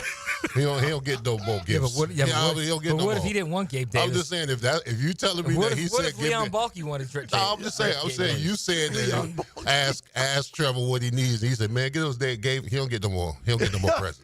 You just don't like Trevor, man. No, I love Trevor. I don't think you do. I love good Trevor. But I mean, Cleo, as a former quarterback, that's when a coach is going to ask you what you need, you're clearly going to say, look, we need somebody on the outside that can win individually more times than not, right? Yeah. But it's crazy how they don't have that general manager position right now. So it is a little odd, right? It is a little odd. So you're going to have to look at the books. Where is this money going, and what do we have, and where are we going to spend it? They got a lot of money. Right. They got a lot of money. So now $48 million, is that right? 48? Yeah, I think so, Under the cap, I think it's $35 million. It is? Yeah, $35 million under the cap. Yeah, so where are we going to spend this money? So, to RJ's point, what type of level of free agent receiver are we're going to tap into T. Higgins? Now, we're going to break the bank. He wants a bag. Yeah. Now, it's going to take away from a corner or a guard or something. You know what I mean? So you got to see what you going to give me, Coach. What type of level of player you want to bring in? You want to bring in a mid-level player, someone that's up and coming, because we can make it happen with what we got. Because I think they got talent. Yeah. But if they focus on the offensive line, I think that's where they can really make a lot of I agree great with that. strides. I want to get into that too. Let's go to break, but I want to get into that because it's very easy to see Leon. We were making fun yesterday when I said it's very easy to go to Beaver Chevrolet and say, all right, I'm getting a Silverado, and then all of a sudden you see the Corvette and you're like, I'm going with that Corvette. But you got to stay focused, man. And I think to Cleo's point, you got to stay offensive line.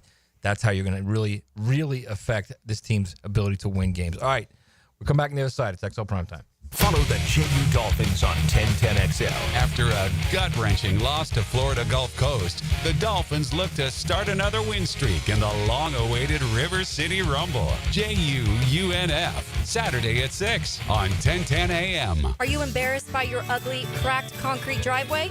Stop by Stone Core on Phillips Highway for all your outdoor living needs. Let them show you how a durable paver driveway can enhance your home. Visit stonecore.co. We do outdoors better. Frank Frangie here. It's New Year, new truck time at Nimnick Chevrolet. This month you can save up to $12,000 off a new Silverado. Unlike most dealerships, Nimnick Chevrolet has the largest inventory on the ground, ready for you to explore. With their extensive selection, you're sure to find the perfect truck at Nimnick. Nimnick Chevrolet is more than just trucks. They've got the largest inventory of new Chevy SUVs in town right on their lot. Visit the showroom on Cassett Avenue. NimnickChevy.com. Chevrolet. Together, let's drive. Roll with Hard Rock Bet for Big Game 59 because we're rolling out over $5.9 million in bonus bets. The big game kicks off Sunday in New Orleans, but get your share of Big Easy bonus bets now, so you can place more bets on us instead of using your own cash. It's the big game rollout. 5.9 million in promos, only on Hard Rock Bet. Offered by the Seminole Tribe of Florida. Must be 21 plus and physically present in Florida to wager. Terms and conditions apply. Concerned about gambling? Please call 1-888-ADMITTED. To get this thing unwrapped here. Praz, what in the world are you doing working on your Duval? That's right, man. I really identify with Duval. You live in St. John's County, knucklehead. I mean the Duval sub, the Daily Stash Duval. Turkey, ham, melted cheddar, and habanero jack cheeses. Lettuce, tomato, crispy and fresh, like me. I'm sure there's a Daily Stash sub that sums you up. The boss.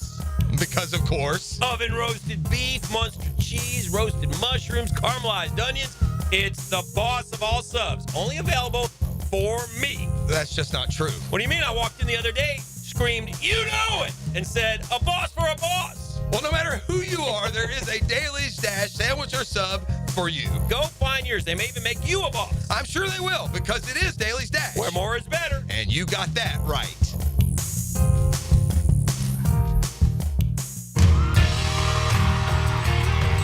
Billy Currington and Kip Moore live in concert. Friday, June 27th, St. Augustine Amphitheater. Billy Currington, Kip Moore with Jade Eagleson. Tickets on sale now at AXS.com.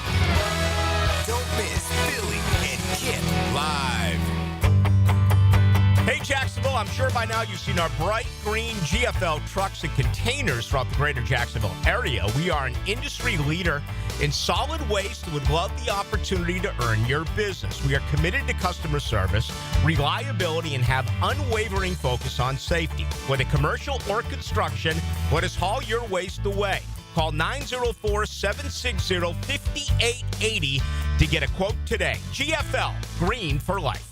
If your high school student is a high performer, they could be 1010XL Scholar Athlete of the Week. Brought to you by Southeast Orthopedic Specialists. And the Plumbers and Pipe Fitters Local Union 234. Wednesdays on The Franchi Show. On 1010XL. Attention skilled electricians. Are you undervalued at your current company? Time to step up to the bigger projects and better opportunities. Join the team at Miller Electric Company, a trusted name in the industry for over 96 years. At Miller, we tackle the biggest projects in the city, offering not just a job, but an experience, top-notch pay, unbeatable benefits, and the best working environments in the business. Please join the team that values your skills and rewards your hard work. Elevate your career to new heights. Apply today at millercareers.com, an equal opportunity employer. I'm Chris Campione. Auto accidents can leave you feeling lost and overwhelmed. But at Campione Law, we're here to guide you with a personal touch through every step of the process. We don't get paid unless you get paid. CampioneLaw.com. Count on Campione. Campione Law. Pickett here with my concierge doctor, Richard Townsend. Doc T, how does a concierge direct primary care operate? We are a membership-based primary care made directly between a patient and physician. We'll have a limited amount of patients that allows us to give unlimited access and personal service to you. This individualized approach has been shown to lower hospitalizations as well as maintain healthier lives. We also give 24/7 access via phone to me outside of our scheduled office hours. To learn more, go to mypvconcierge.com. Have you tried golfing at the improved Cimarron Golf Club? If you haven't, tell you what, you're missing out on the best deal in Jacksonville. Now, many of you have received a postcard in the mail, and of course, if you bring that with you, $45 plus tax to play. That includes a cart, lunch, and a beer at the brand new Stone Barrel Tap House. Now, go to the website, that is CimarronGolfClub.com, and sign up for the Wild One Loyalty Program. That's the Wild One Loyalty Program, and get all of these specials emailed to you from Cimarron. Pacifico is brewed for those who let go of the things that don't matter and hold on to the ones that do. That's living life. Anchors up. Pacifico, found in Baja, imported by surfers. Ask for a Pacifico when you're ready to live life anchors up. Pacifico is a crisp golden lager, brewed for those who know. It's what's behind a label that matters. 1010XL is presented by Farrah & Farrah, exclusive injury law firm of the Jacksonville Jaguars. Protecting you and your family. Call 396-5555. Jacksonville. It's Florida Home AC Friday on XL Primetime. Hit the text line with some cool rock requests.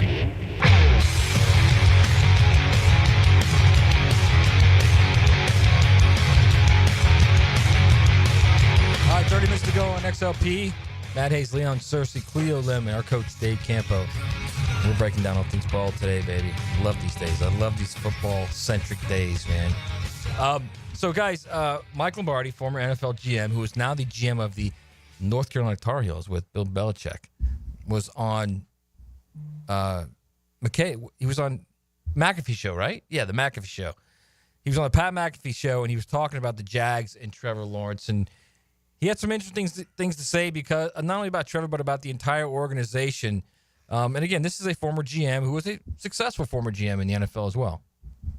No, I think you need to, look, to me, I think you need to see their leadership skills immediately. Are they how they hire coaches? Are they going to hire their friends, or are they going to hire the best person for the staff? That's the first look at what you're dealing with. Are they going to be head coaches, or are they going to be subcontractors? I know Liam said he's going to call plays. That's great. But is he going to be involved with the defense? Everybody wants Jacksonville to fix Trevor Lawrence. Jacksonville's lost so much, they need to fix their franchise. Right? It's like us coming here in North Carolina and said all we have to do is fix the quarterback. No, we've got to fix everything if we want to get to the next level. And I think that's Liam's challenge, too. You've got to be able to work at all areas as a head coach, or else the rest of the organization feels like you're not paying as close attention to him. So he's got a challenging job, and I hope they give him a support system to help, because these young coaches are out there on an island. I think after you've been fired from your first time as a head coach, you realize, I'm sure if you talk to Robert Saleh today, he would say, wow,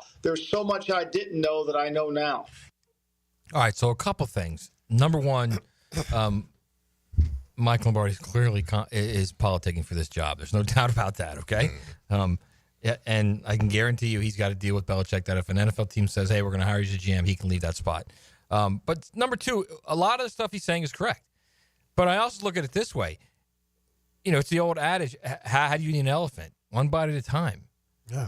And the first bite is do whatever you can to help 16. Do whatever you can, and then build out. Then build out what you got to do. I thought it was interesting that where he said, Leon, you talk about subcontractors all the time, where he talked about you can't hire your friends. They got to be the best coaches. But to Dave's point, you're talking about a guy that really hasn't been in the league that much. So he's almost forced to hire guys that he knows. It's almost like the same thing with Urban Meyer, who knew no one in the NFL, and then had to hire whoever he could get. Yeah, well, that was one of my concerning things about him, because he was so young, didn't have the experience of being in the NFL to know enough coaches that were maybe qualified. Now he comes from the Rams tree, so I'm sure he asked McVay and Floor, hey, who's the guy? Who would you entrust to this situation or that kind of stuff? So he's got advisors. He's got advisors who he's worked with. But I mean, Lombardi wasn't lying. I mean, everybody says fix Trevor. You got to fix the franchise, bro. Yeah.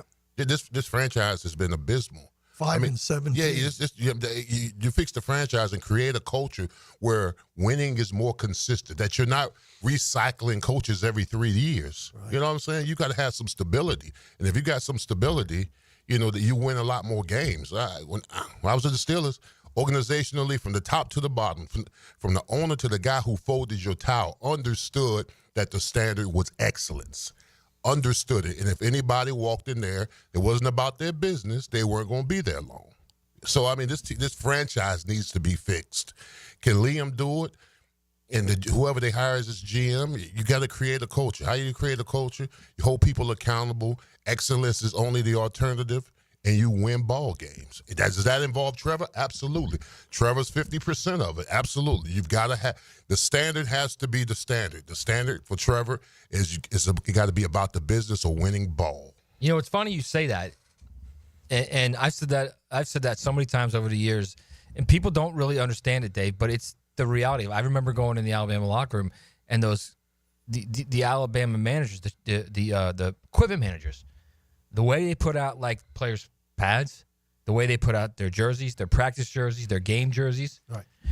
It's all the same. You could literally look down the aisle of the lockers, and it's like the Marine Corps base, barracks. Yep.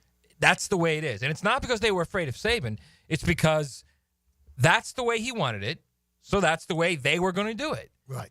And I think that's kind of what, and again, I don't know because I'm not in that locker room, and none of us know because we're not in that locker room. But from the outside looking in, it kind of looks like not everybody's on that same angle of they're in the Marine Corps barracks, and that's how it's going to look, period, end of day. Yeah, I think Lombardi was right on it.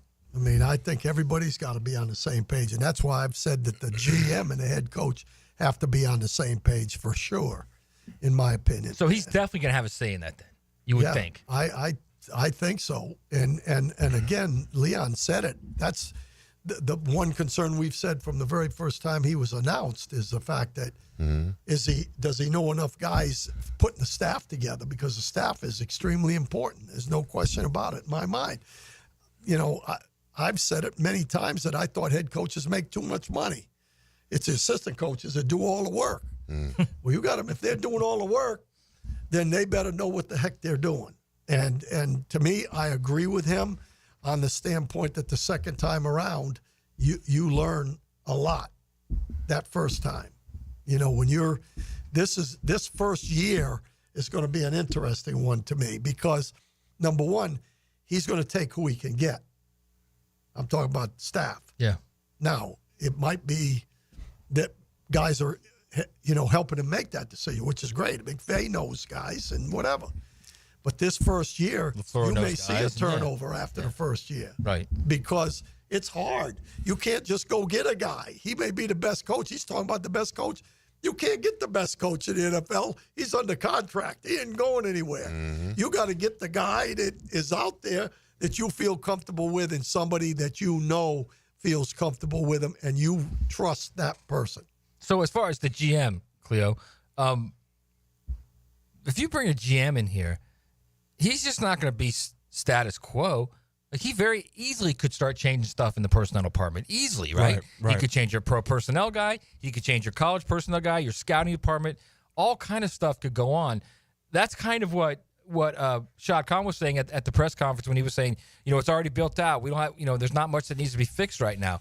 But if you're a new GM, you kind of want your guys in there, right? Absolutely. And just, and this goes with, Liam Coen and the general manager.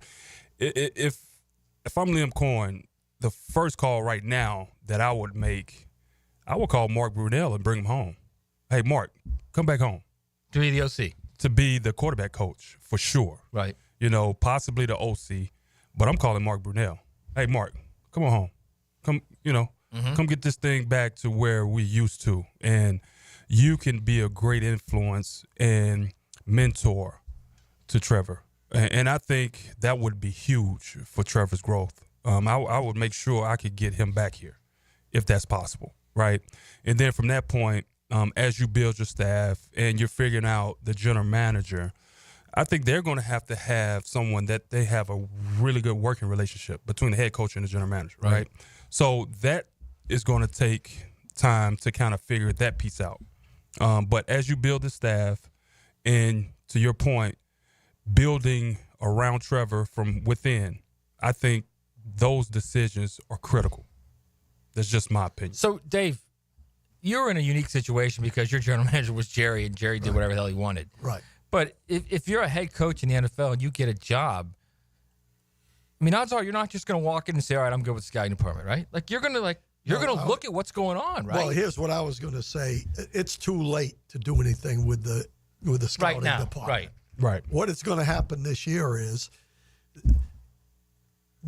however it doesn't sound good, Ethan Waugh is going to be a big factor in this because he doesn't sound good, Dave. Nothing about that sounds good. Believe me, they whoever comes in. This has a very Dave Caldwell, Trent Baalke feel to it. No, I'm not saying that he's going to be the GM in the future. I'm saying he knows this group of scouts. Right. You're going to rely on that a little bit. The one thing we did when we first came to Dallas was he trusted our coaching staff, and our coaching staff went out and scouted because he didn't know the scouting staff. Right. But he kept the scouting staff and the scouting director, the head of the scouting. Right. And then the next year he made the changes.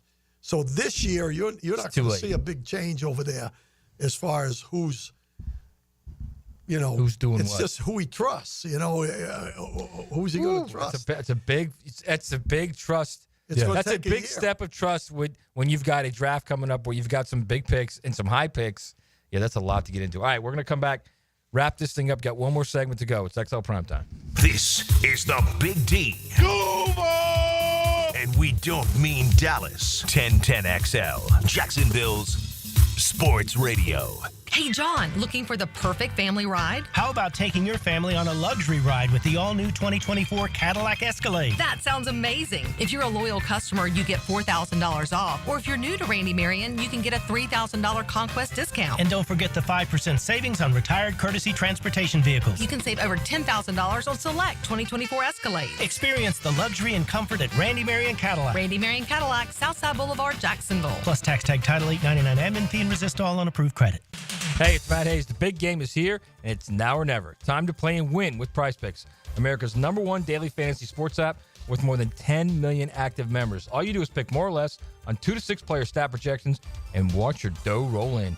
And now it's big game free pick time. And listen to this. If Pat Mahomes throws for 1 yard, you win 1 square. Think about this. Will Saquon Barkley rush for more than 112.5 yards? Will Jalen Hurts throw for more than 215.5 yards? Will Travis Kelce have more than 62.5 receiving yards? It's just that simple. And now PrizePicks is giving you a shot to win up to 1,000 times your cash. That's right, 1,000 times just for playing. But here's the best part.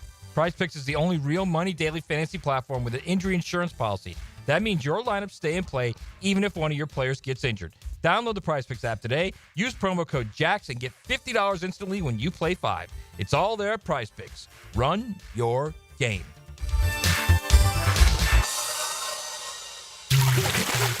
Frank Frangie here for Stanley Pools. If you're dreaming of putting in a pool this year, choosing the right company is the most important decision you'll make. I've trusted Stanley Pools to build my pool, renovate my pool, and maintain my pool. Stanley Pools has been the best in the business since 1988, and they're still family-owned. Call them today at 904-269-7277 or find them online at StanleyPoolsFL.com. That's Stanley Pools, a family tradition of fine swimming pools. Is your dog Team Rough or Team Fluff? It's officially Puppy Bowl season at Dogtopia Jacksonville, Beach Boulevard. They're getting MVPs, most valuable pups, ready for the big game. Your dog deserves a tail-wagging day of fun, and Dogtopia's indoor playrooms are the perfect training ground for their game day moment. Get your dog in on all the action by visiting Dogtopia Jacksonville, Beach Boulevard, and St. John's Bluff. New to the pack? Enjoy a free day of daycare. Mention Puppy Bowl when booking to claim the offer. This is the Mangler. Years of playing football coupled with lifestyle left my feet mangled with neuropathy. I was experiencing burning, tingling, and numbness. I spoke with 2 foot specialists, and they told me there was no cure. They were wrong. I found Dr. Nate Riddle in Ponte Vedra. After utilizing his neuropathy treatment for only 2 weeks, I noticed a difference in my feet. I was regaining my feeling and balance. If you want relief from nerve pain, call Dr. Nate for a free consultation at Riddle Wellness, 904-395-5598. ET here, and Twin Peaks is the best in the game. Here your favorite drafts are poured at a frosty 29 degrees, and rare barrel-aged whiskeys are served just the way you want them. It's bigger game days than bolder fight nights. I mean, where else can you find Scratch Kitchen that always comes in the clutch every day from lunch to late night? Only at Twin Peaks, the #1 sports bar. Hit a home run for happy hour and ask your Twin Peaks girl about local specials on drafts, cocktail shots, and more. Come on, somebody. This is Greg Huntington, a.k.a. The Mangler. I'm on the winning team at Waste Management. If your business needs sustainable environmental services for waste removal and recycling collection, then you can count on the industry leader of WM to deliver results. Go to WM.com/Duval. This Date in Sports History is brought to you by Southeast Orthopedic Specialists. On January 31st, 2009, at the Australian Open, sensational tennis player Serena Williams wins her 10th Grand Slam singles title.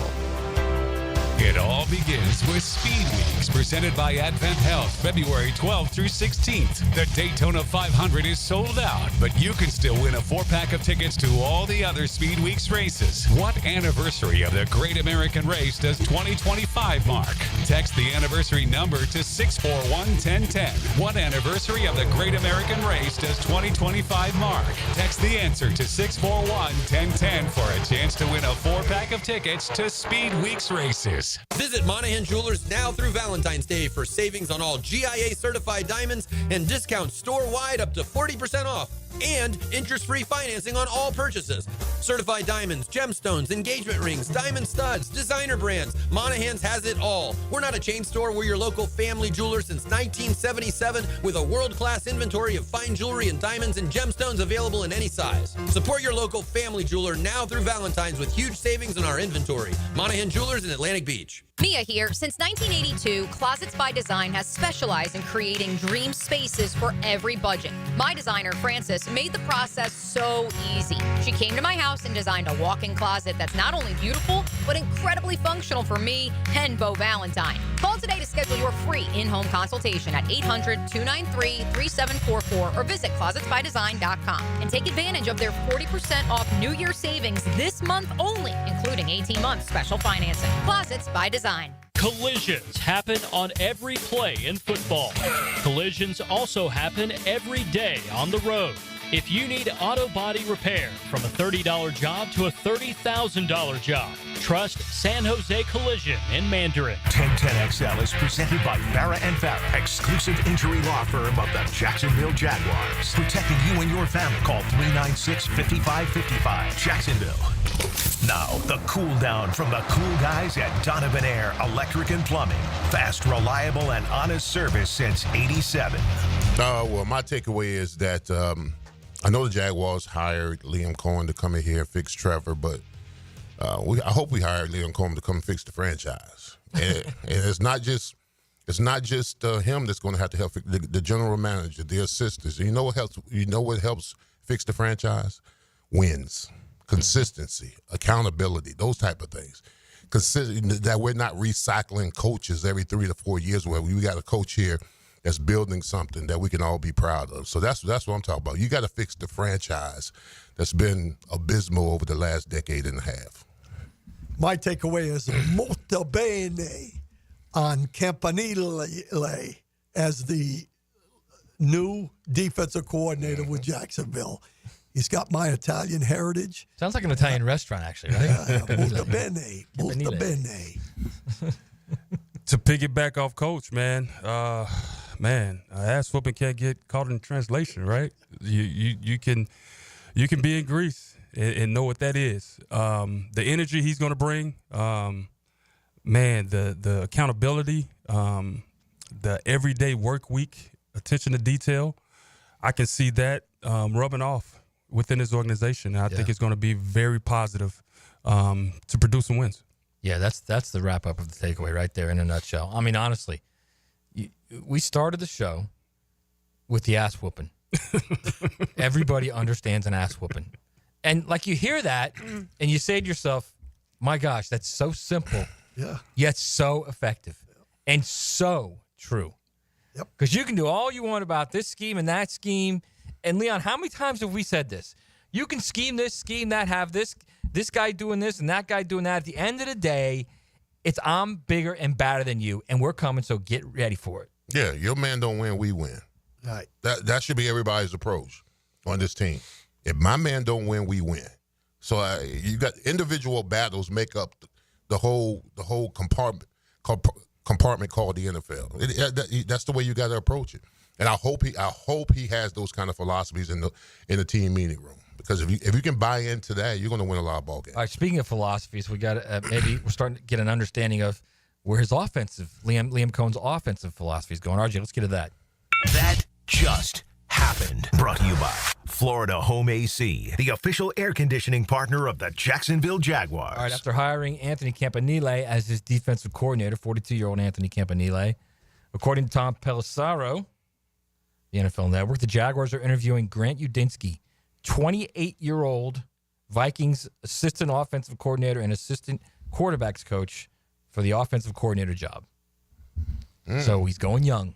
Yep. He's going young, and he's going guys. I'm sure he knows him, and I'm sure Kevin O'Connell said something to him about him, right? Absolutely. You said earlier in the show that he's going to lean on LaFleur. He's going to lean on O'Connell. He's going to lean on all those guys from that tree. Yeah, even Press Taylor's brother. Right. Zach Taylor, yeah. Yeah. That's who he's going to lean on, and all from the McDay tree. Rightfully so, because this first year it's tough to just go out there, as we talked about. I want Cleo Lemon. He's under contract. Well, I'm going with somebody that I know that is good now. Right. He's got to be good. It's got to be substance to it, but he's going to go with somebody that recommends a guy that says, hey, this is a guy for you. I mean, my guess is he played a significant role in the development of the guy who once saw ghosts to the guy who had a career season, Sam Darnold, right? Yep. I'm sure he played a large role in that. Here's his bio real quick, okay? He was a quarterback at Davidson and Towson. As a coach, he was a grad assistant at Baylor in 2019. He was a coaching assistant for the Panthers in 20 and 21. He was assistant to the head coach special projects for the Vikings in 22. He was the assistant quarterbacks coach for the Vikings in 23. Still not even a real title yet in the NFL. 2024, he was assistant offensive coordinator and assistant quarterbacks coach. Yeah. They want to keep him around. Right, exactly. See something in They're him. a young guy he's a young guy who they see something in, and right? has a lot of experience because, when you come, number one, when you come up through Towson and some of those places, you got a pretty good work ethic. And then all of a sudden you get in and they want to keep you in there. You're gaining experience that whole time because you're doing the grunt work. So you're looking at offenses, defenses, all that kind of stuff. I think it's a no-brainer, really. And the other thing, let me finish this before the what do we call Hayes? We call him our All-American is what we call him. Whatever it is. But also, you got to look at we're talking about energy. Right. This is a young man's game. Yeah. You can say whatever you want. There are some old timers that can still do some things, but to me, the energy comes from the young guys, and that's what you're looking at there. All right, so I said Udinski was a quarterback at Davidson Townsend. He was actually a tight end and defensive end. All right, and speaking of energy, let's do this. Now, the 2-minute drill.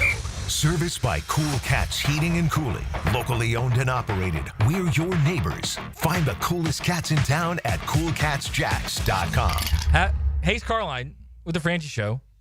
Have you heard the Campanile soundbite? Campanile. Is it Campanile or It's Campanile? Campanile, yeah. Well, who's giving us rough Mia said it's Campanile. It's from the Packers. It's Campanile. Campanile. Okay, I like that better. Yeah. See, I walked in and asked me because I figured she knew. But she said Campanile. you got to be excited about the. Did you hear it? Oh yeah. Everybody understands an ass whooping. Yeah, it's great. It jumped me right out of my seat here.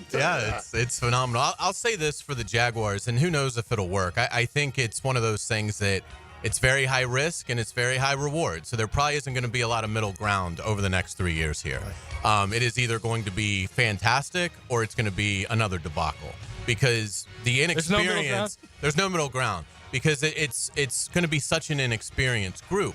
Now, it does feel like the NFL is really starting to have a schism of sort of the 2000 decade coaching, 2015, and now this new wave, right? Particularly offense. But that even translates to the defensive side because these young defensive coordinators have come up in a world where the spread has been really the first thing that they saw. And so they have grown up their entire coaching careers focusing on spacing and things like that, which I think can help. So I'm excited. They've got my full confidence until it falls apart, and then I'll be critical. But I'm excited, and we'll see. I mean, they're obviously all in on young, modern football, and hopefully that'll work out. So we'll get into all that coming up on the Franchi Show. By the way, that's 180 degrees from where they were, number one. And number two, there's no doubt in my mind you were driving and you heard that ass whooping it, and you were screaming, yes. Absolutely. No doubt in my Absolutely. mind. They need to dish out 17 of those next year. What do you guys got coming up in the Franchi Show? We'll get into all that. Gators obviously go to Knoxville tomorrow for a top 5 matchup. When you look at the net rankings, Tennessee 4th, Florida 5th. So we'll break down that game. There's a Rumble tomorrow at JU, UNF JU. So we'll get into that. And obviously, the talk of the majority of the show will be Jaguars football, Liam Coen's fan event last night, and obviously the hire of Anthony Campanile as defensive coordinator. And Grant Udinsky. That's right, potentially. The OC. Who's 28, which is perfect. Let's just keep going down the line. Like, let's go 28 to 26 to 23 to 19. Why not? Modern football. Beautiful. Thanks, bro. All right, that's Caroline and Frangie coming up on the Frangie Show. Cleo Lemon, thanks so much for coming and joining us. We loved it, man. It was a blast. Our coach, Camps, thank you, brother. Always good. Thanks, Leon. Joe will be back on Monday from being out on his other work job. PGA Tour. And I want to also thank Cleo for he lost a bet that we had last year, and I appreciate the lemon peppers, baby. I came through. I'm a man of my word. You're a man of your word. Appreciate it. Yep. All right, RJ filling in for JJ. Appreciate it, bro. JJ also will be back Monday from Costa Rica. Y'all enjoy the Frangie Show, and of course, Baloo and Hacker after that. We'll see you next week. Come on, Joe. That ain't good enough. You gotta suck the blood out my mouth. Let's go.